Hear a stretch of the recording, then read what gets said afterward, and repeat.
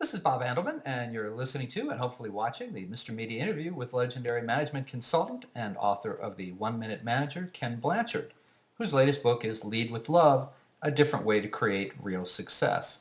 And Ken, before the break, I kind of warned you, I got to ask you this.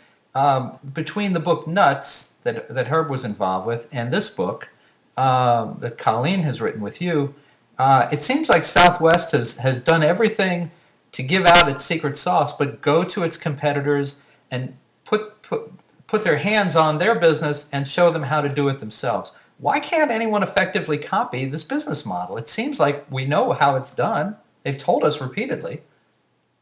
Well, it's interesting. The big secret, I think, that they don't get, because you can get it in your head, but it's got to be in your heart, your behavior, is that they don't treat their people as their business partner.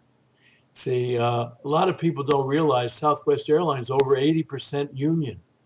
And when you first hear that, they say, really? Well, when they first were asked to vote for unions years ago, they came to Herb and said they want us to vote for union. And Herb said, I love unions. He said, as long as the union permits you to sit on the same side of the table as me, but if it's a union that wants to sit you on that side of the table and you on this side, then vote against them. And so when I've been down at meetings where they have the executive people, the union leaders are there. I was down signing books with Colleen. This one woman came up and I said, what's your connection to this young lady? And she said, well, for over 20 years, I've been a president of the Stewardess Union. And I said, and you're a good friend of Colleen? She said, absolutely. She said, we just are best friends, and because we're on the same side of the table. And that is so key to treat your people as business partners. One of the things that's bothered me in this tough economic times is top managers get behind closed doors, make decisions come out, and they're going to announce that they're going to lay off people and all that kind of thing, rather than saying to the people, here's the financial situation. You all know. And when we ran into, 2009, we had budgeted 60 million and we realized we were going to make 48 at best. Every quarter, we share our balance sheet with everybody in the company, including what our bank loans are and all. So why? So they can help us. And we were going to have our 30th anniversary in March of 09. And we took the first day. It was a 2-day party at the Hotel Del. Brought an outside group in to divide the 300 plus people into tables. And half of the groups looked at how we could cut costs, other half how we could increase revenue.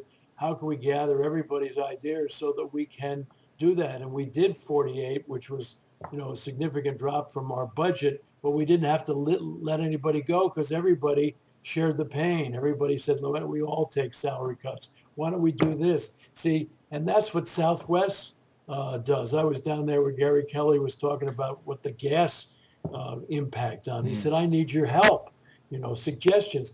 Where do you think the Business Select came from?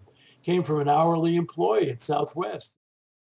And that was part of them reaching out and saying, the gas price is really a problem. It's cutting our margins, and we need your help. How can we cut costs? How can we increase revenues? And I mean, they even had pilots kind of testing, how steep they landed so that could the tires last longer if they landed a certain way versus, certain ways. I mean, people were all trying to figure out ways to help cut costs, ways to increase revenues and all during that tough time, because their people are their employees. So you wouldn't know that, they're all in unions, saying, hey, it's your problem. Our union says we should get our pay and all that. Come on, we're in this thing together. And one of the problems in the other airlines is that the unions are all fighting with corporate headquarters over this and that, and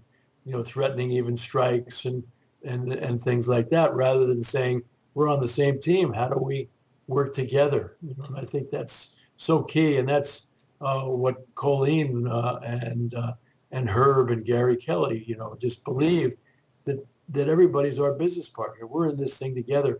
If we win, everybody wins, And so I have to ask you, because this is we're talking in March 2011, and it's a it's a tough time for unions. They're getting Yeah. beaten left and right. There's a certain segment of the business community that just thinks that they are responsible for, everything from running down the economy to child abuse, it seems. What do you think generally? I mean, are we missing something here by our, political leaders beating on the unions, or is there a better Yeah, way to deal with them? absolutely. If I was president of the United States or governor of California, the first thing I would do is call a long press conference and share the facts about the budget with everybody. So everybody knows and admit that we've made mistakes because we caused this. You all didn't cause that. But to turn this around, we're going to have to work together and everybody's going to have to feel a little pain. And we can't have one group sort of say, no, it's not. No, we all are going to have to. And what's happening now is they're sitting and say, we're going to have to cut this program, we're going to do this. And they aren't involving everybody in saying we need to own this thing. See, there's three segments of society. There's the private segment, which is business, arts and entertainment, media. There's the public segment, government, schools, military. There's the social segment, which is families and religious organizations and nonprofits. And they have a philosophy that Bill Bright and Lawrence Cunningham and all years ago said there are these mountains of influence. And the reality is no one segment can solve the problems by itself. You look in Washington and the Republicans say, well, it's the business can solve it. The Democrats know the government can solve it. The reality is we got to involve all the segments of society because they can all impact and say, how can we together solve these problems? And I think the reason why unions are antagonistic is because we've treated them badly. In fact, we caused unions by abusing people. They wouldn't have had to have unions. And what we need to do is admit we've really made a mistake and we want to bring you closer rather than say, and how can we all share? It's not going to you all going to have to do all the burden. We're all going to have to share in some way. We have to treat the citizens as if they're our business partners, not having a bunch of leaders trying to decide what we're going to cut and all that kind of thing. Why? If we knew the facts, I bet a lot of people would say, well, good, how can we help? And I think the wealthy should put in a higher percentage, but that doesn't mean that everybody shouldn't feel a little pain.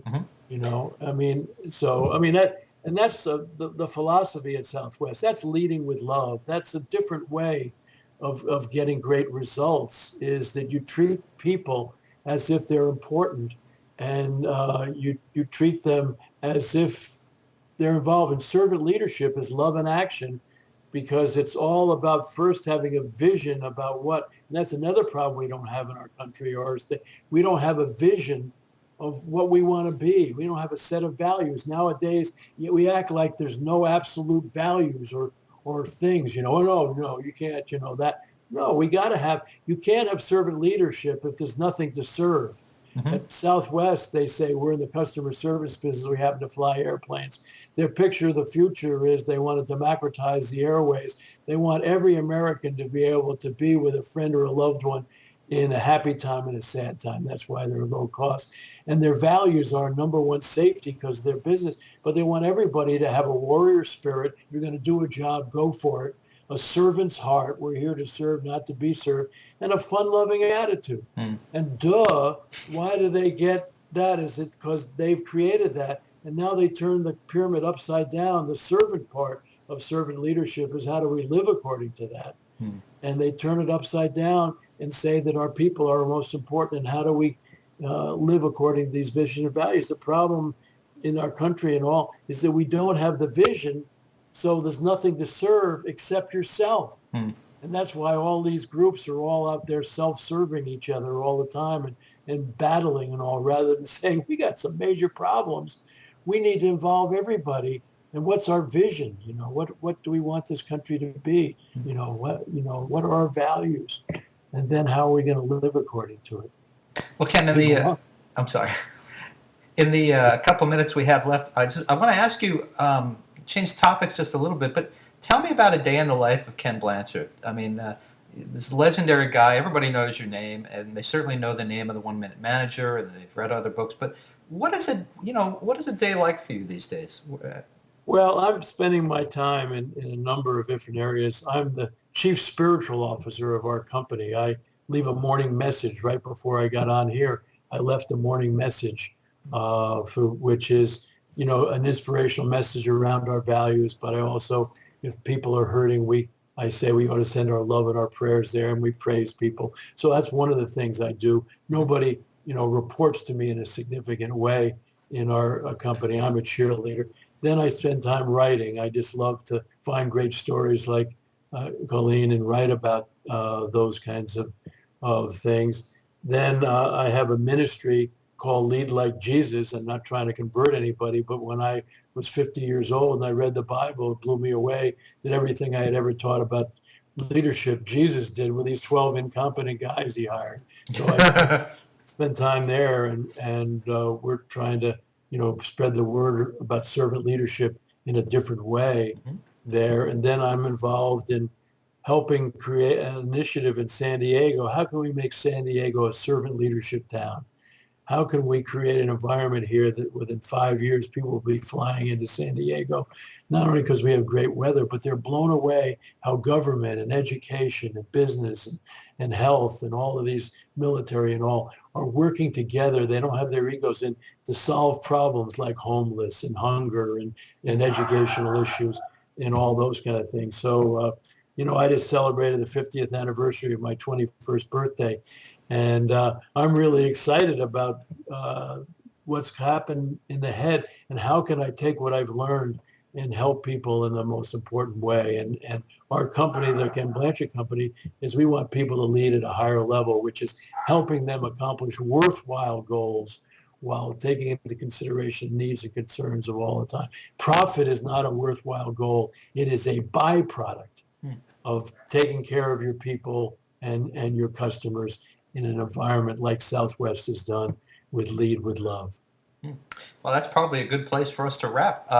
Folks, listen, you can order the new book by Ken Blanchard and former Southwest Airlines president Colleen Barrett. It's called Lead with Love, A Different Way to Create Real Success. It's available in great bookstores everywhere, or you can order it right now online at a great price at mrmedia.com, mrmedia.com.